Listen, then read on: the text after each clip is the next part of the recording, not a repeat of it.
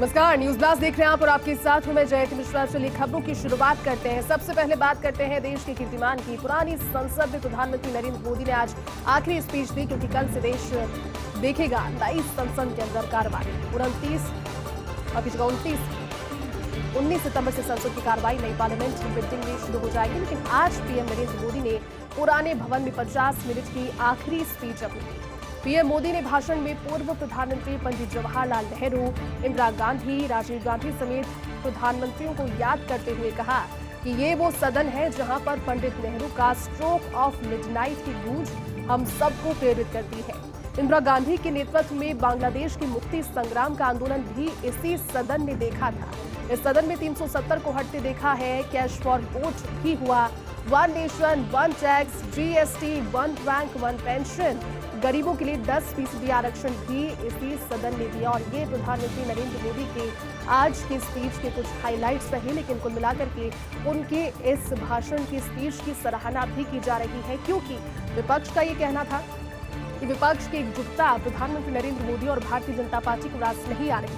प्रधानमंत्री नरेंद्र मोदी ने आज आखिरी स्पीच के दौरान जब ये अपनी बातें कही, तो पहले जो तत्कालीन समय में प्रधानमंत्री रहे, जिस भी घटना का उन्होंने जिक्र किया, भले ही वो पूर्व प्रधानमंत्री पंडित जवाहरलाल नेहरू की बात हो, इंदिरा गांधी का जिक्र हो, लेकिन इधर सभी की निगाहें रही विपक्ष की प्रतिक्रिया पर। हालांकि जब पहले के प्रधानमंत्रियों का जिक्र प्रधानमंत्री नरेंद्र मोदी कर रहे थे, तो विपक्ष बिल्कुल शून्य की तरह बैठा रहा, न्यूट्रल रहा, उस पर ताली भी नहीं उन्होंने बजवाई। लेकिन उनका यही कहना था कि इसमें भी प्रधानमंत्री नरेंद्र मोदी कार्रवाई से ज्यादा एक इवेंट के तौर पर इसको बना देते हैं। और अब क्योंकि कल नई सदन में, नई संसद में कार्रवाई होने वाली है, कई महत्वपूर्ण चीजें हैं, कई ऐसे सरप्राइज एलिमेंट हो सकते हैं जो कि संसद के सेशन में सामने आए, क्योंकि ये विशेष सत्र बुलाया गया है। लेकिन आज प्रधानमंत्री नरेंद्र मोदी के भाषण की अगर बात करें तो उसकी चारों ओर चर्चा।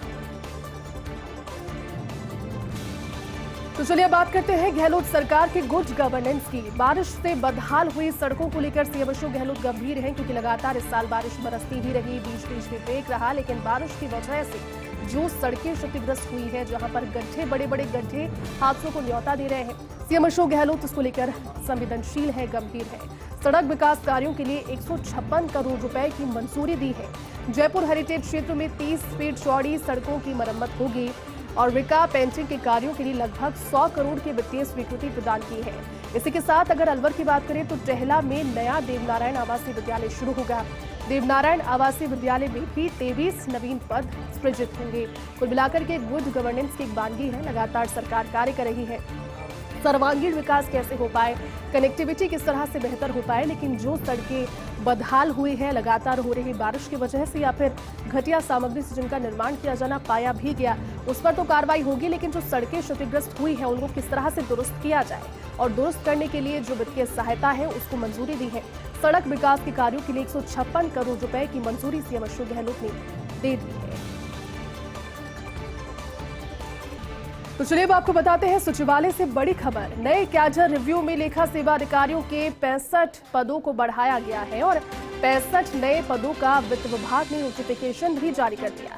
दरअसल हायर सुपर टाइम स्केल में कैडर से पहले की तरह 27, एक्स कैडर में 14 ही पद थे, लेकिन हायर सुपर टाइम स्केल में पहले की तरह 41 पद और सुपर टाइम स्केल में पहले की तरह 133 पद सिलेक्शन स्केल में इसको बढ़ाया गया।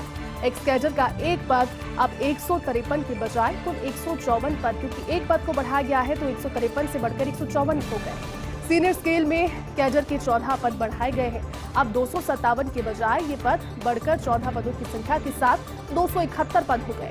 जूनियर स्केल के भी 49 पद बढ़े हैं। एक्स कैडर में एक पद बढ़ा है और कैडर में बढ़े हुए 48 पद अब 791 के बजाय जूनियर स्केल के 840 पद हो जाएंगे।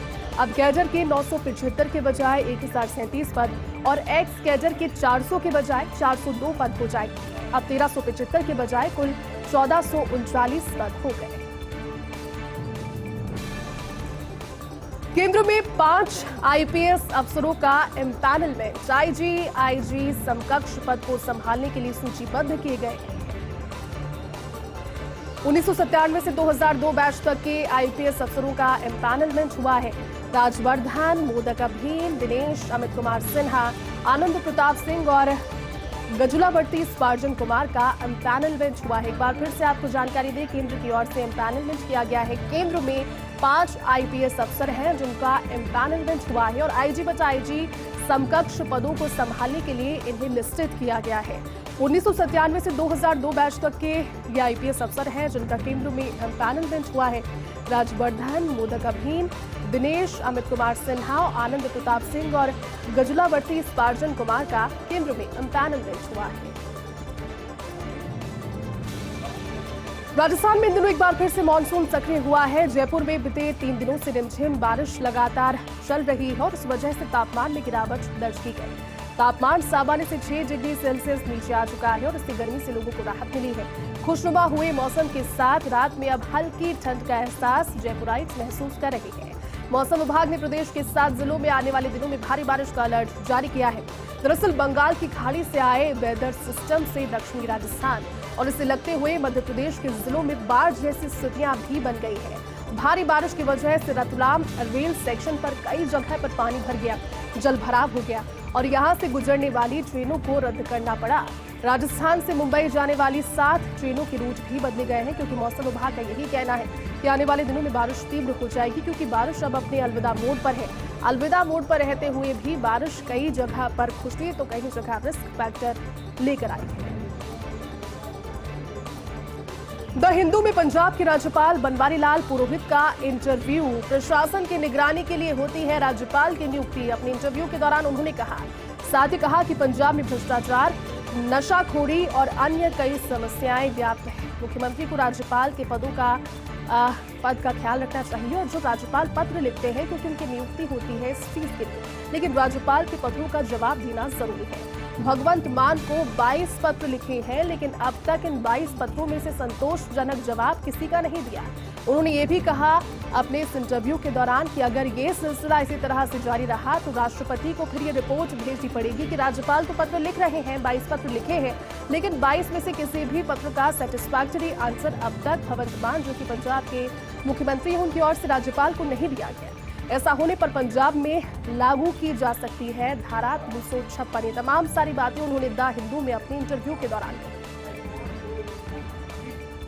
तमिल फिल्म में अभिनय करेगी श्रीदेवी की बेटी खुशी कपूर। बोनी कपूर और दिवंगत अभिनेत्री श्रीदेवी की बेटी खुशी कपूर इसमें रहेंगी। फिल्म में तमिल अभिनेता अथर्व के साथ में खुशी कपूर कास्ट की गई है। विघ्नेश शिवन के सहायक आकाश इस फिल्म को डायरेक्ट करेंगे।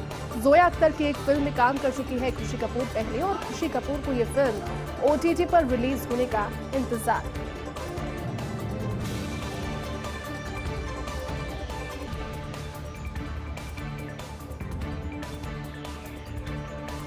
48वें टोरंटो फिल्म फेस्टिवल में थैंक यू फॉर कमिंग का प्रीमियर। महिला केंद्रित फिल्म की टैगलाइन राइज, रिबेल और रिपीट।